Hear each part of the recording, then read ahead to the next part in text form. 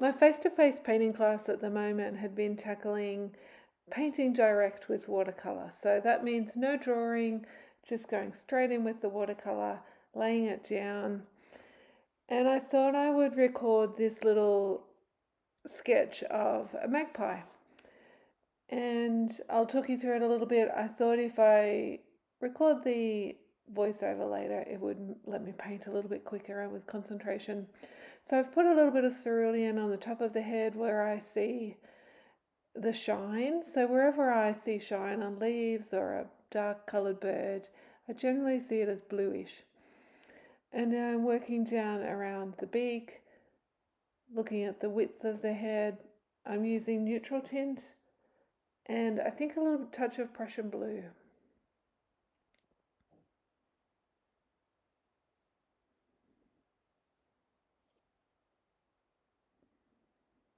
Coming down into the leg.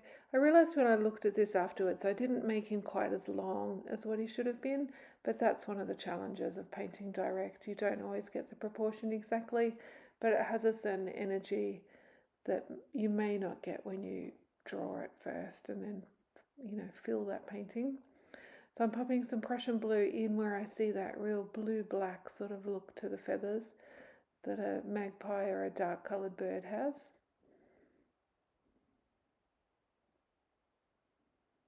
Using a very old Chinese calligraphy brush that's so worn and used that it's sticky taped together. I have sped this up a little bit to make it a shorter period of time on YouTube, more watchable. And I'm kind of finding my way with the width of the bird.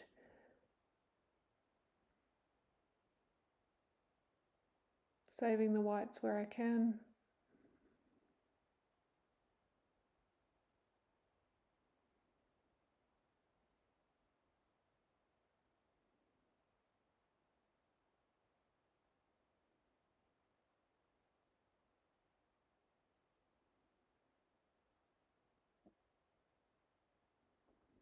Making sure the edges are feathered if they need to be, rather than straight lines and geometric.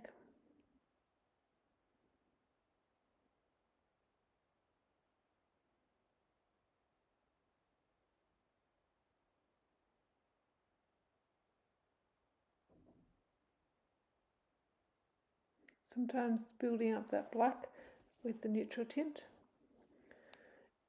It fades just a touch as it dries.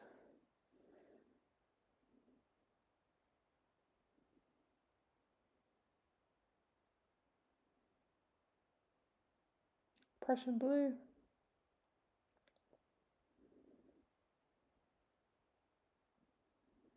And you'll see me often thinking about and measuring the distance.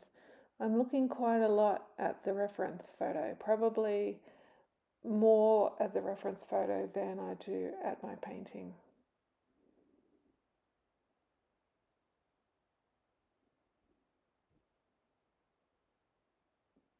I notice when I wear the meta glasses how much I'm actually looking at the reference. You see my head just turn a lot, even if I think I'm consciously trying to keep my head still. I can tell how much I'm looking at the reference. So here his tail tucks behind those echinacea flowers. So I paint it short, allowing for the flower to come in next to it. And then I'll paint the rest of the tail in the little gaps of the leaves.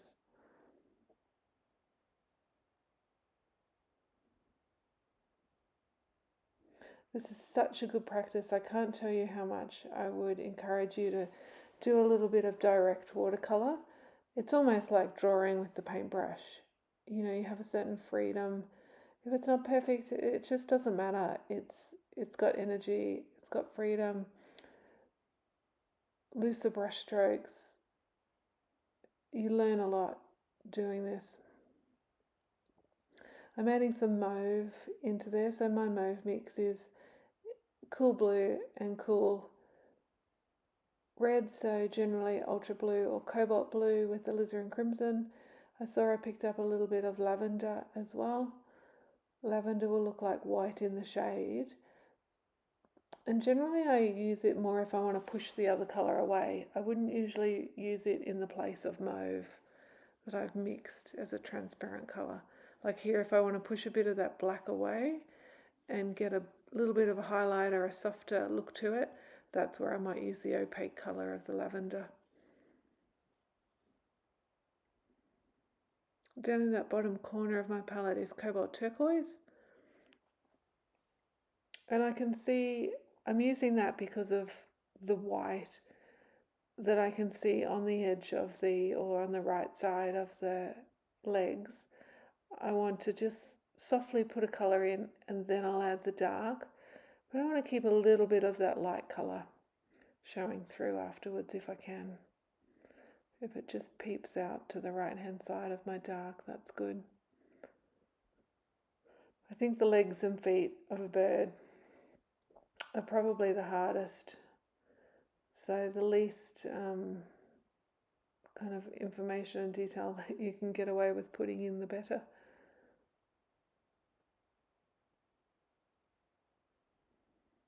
I come back later and darken these up just a little bit.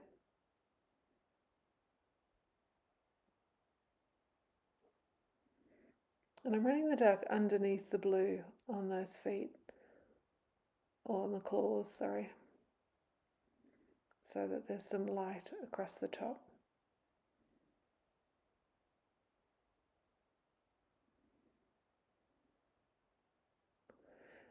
On this sketch, I think I paint the worst flowers I've ever painted in my life. So I'm not sharing the whole video with you of the final stage of all the flowers. I was happy with it at a certain point, and then I added the flowers at the top right, and I just feel like they were a little bit too strong. I'm coming up around the eye. Even though the eye is dark, I'm going to add that later with some browns. I want to save some of that cerulean at the top of his head to make sure he looks shiny.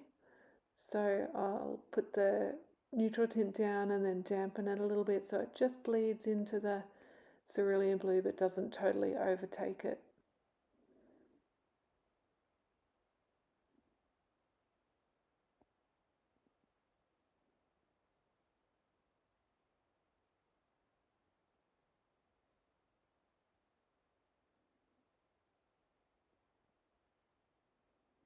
Softening those darks on the bottom side of the beak just so that they bleed a little bit. Clean water on the brush, not very much moisture.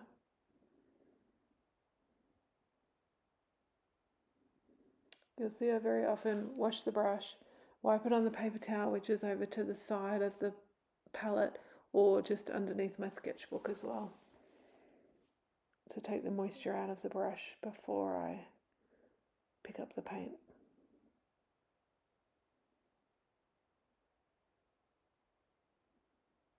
If I'm going into a wet wash, that lets me have a little bit more control. I don't very often use a round pointy brush like this, but it's a new one that I was gifted at the plein air convention, and it's quite nice to work with. So I just picked up some light red and I think quinacridone gold for the eye.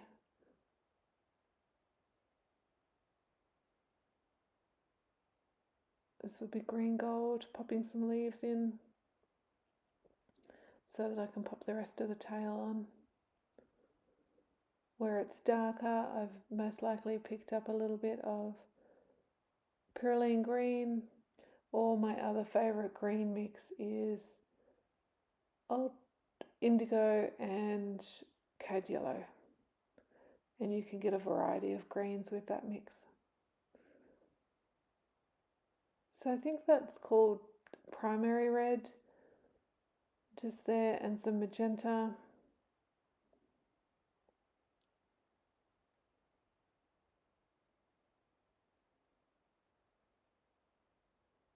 And what I should have done was put the head of the flower in first, that cone of the, I don't know what it's called really, but what happened was I didn't leave enough space for it. So that's why I wasn't very happy with my flowers.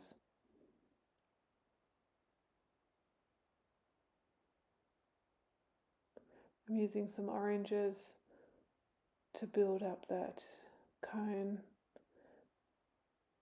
and then some dark, so alizarin and ultra blue is what I mixed then to make it dark for the base of the cone.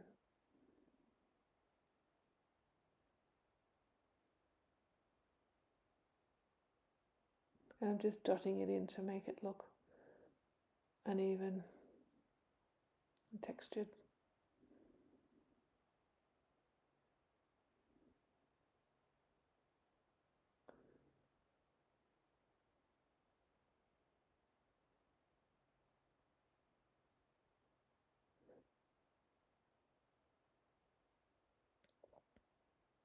Just picking up some darker pink tones to add into there, so the alizarin and the ultra blue mixed with the reds.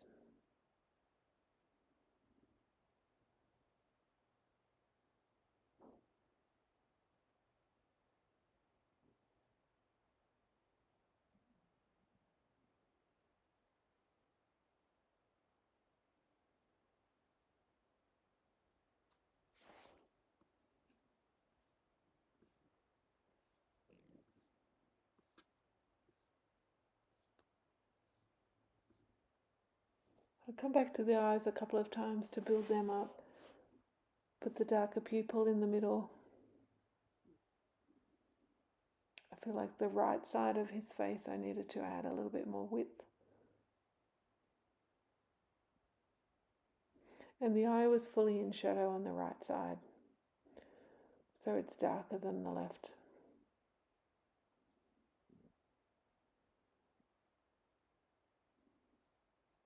I use this water brush a lot when I'm painting in my sketchbook.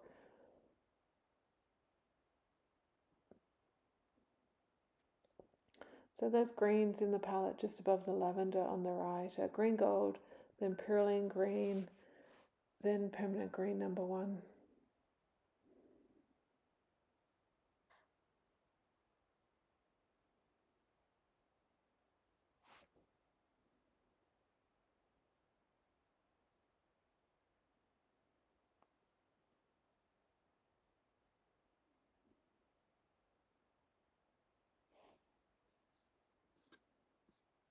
This is a different sort of foliage to what's on the other side.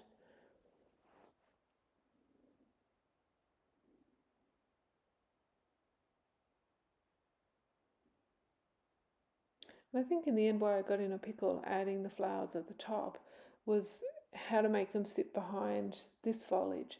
This is lighter and closer to me, but the echinacea flowers needed foliage low that came behind this, so I found it a little bit tedious when I got to that stage and didn't really want to add all of the leaves and different shapes. I should have stopped at about this point. I was quite happy with the 2 different types of foliage. I wasn't going to worry about putting the ground in. If I did feel like it needed something to ground it, sometimes just a shadow connecting the feet across to the tail would have worked.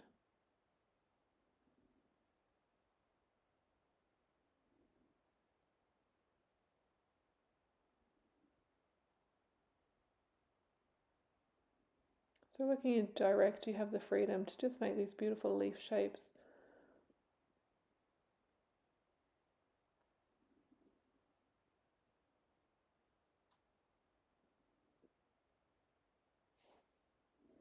And I think that's about it.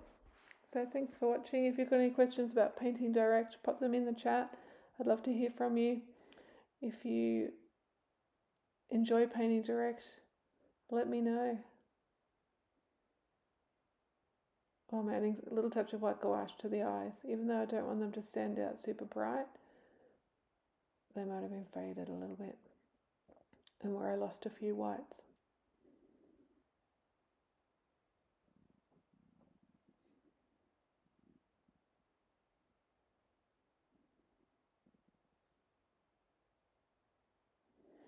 My preference for white gouache is the Art Spectrum one.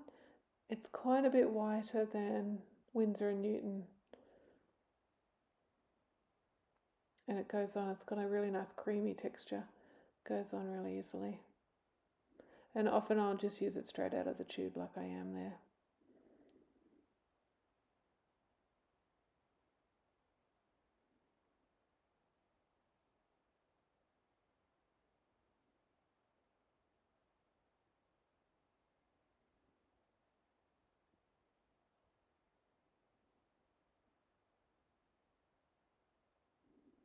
Thanks so much for watching. Oh, there's the extra petals, just so that you see where I ended up.